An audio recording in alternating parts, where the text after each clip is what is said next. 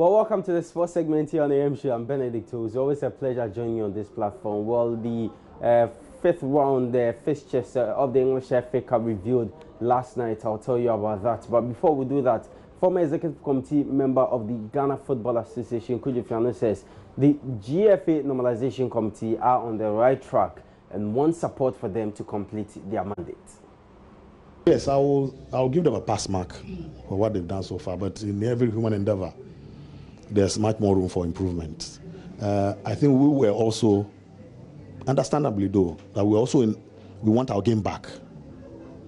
People are doing that for a living. It's like your job being closed down and you're at home. You definitely want to resume work. So I think that anxiety to come back is also what is a bit worrying. But I think they've done well.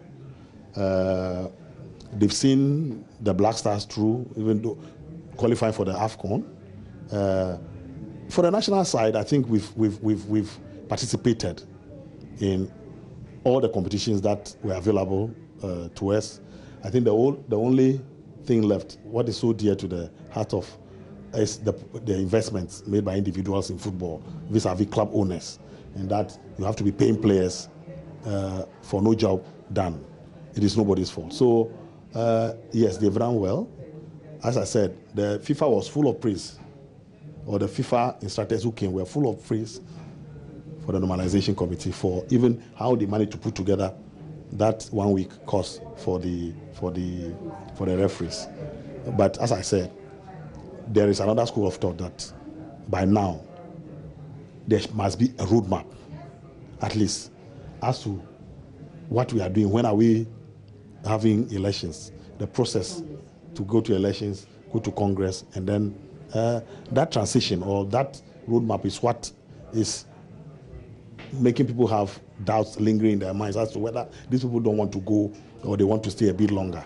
So for now, I would want to say that yes, they haven't done badly. They haven't done badly. It's just that expectations are a bit too high. Let's see how they've given all the ad hoc committees 4 weeks. So let's wait for them to receive the reports, and I'm sure that from there they will come out with the next phase of the assignment given to them.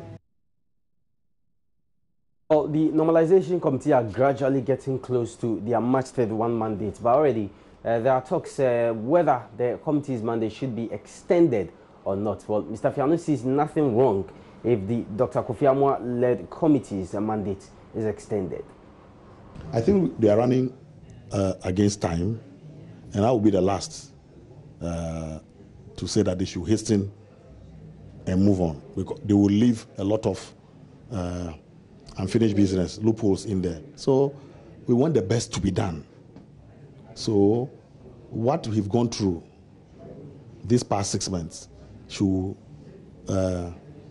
inform us to try to avoid those pitfalls in future. And we are not, Ghana cannot be an island on its own. We have seen how normalization committees operated in other jurisdictions.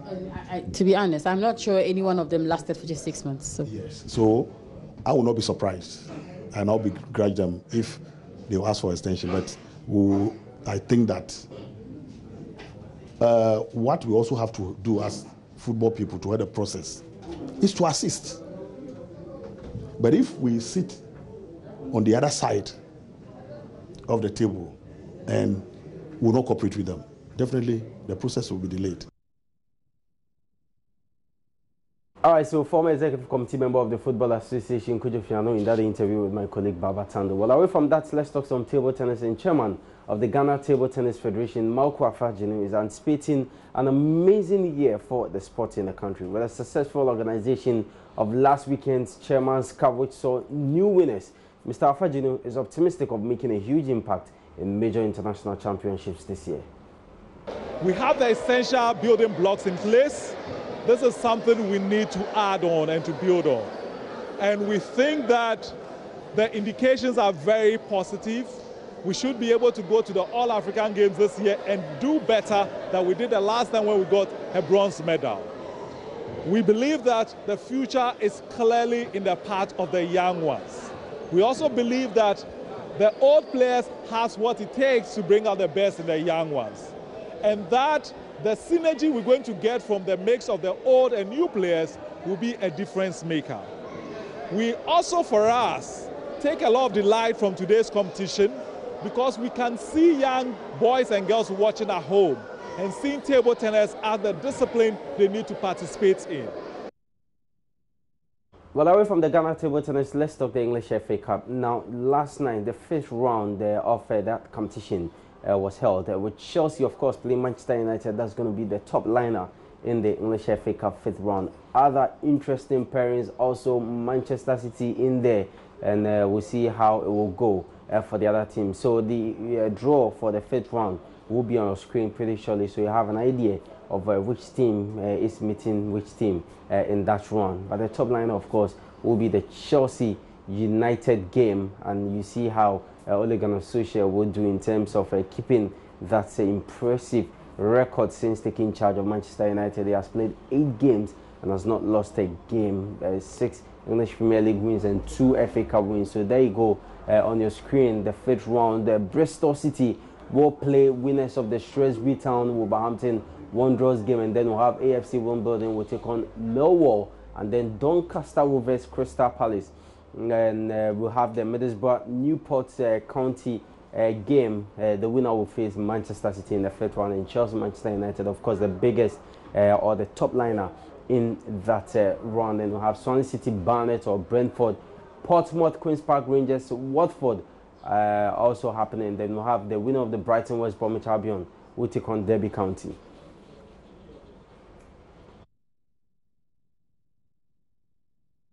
All right, so the English Premier League is on tonight after last weekend's run of FA Cup games, and we're seeing some great games to see how Liverpool will continue their fine form in terms of their dominance on top of the English Premier League table. So matches to expect today in the Premier League: Newcastle United, Manchester City will be at the St James's Park, and then Arsenal will be at home to play against Cardiff at the Emirates Stadium, and then Huddersfield will play against Everton, with Wolverhampton Wanderers, West Ham at the Molineux Stadium, and then Fulham will be at the at Craven Cottage to play against Brighton, and then we'll have Manchester United Burnley.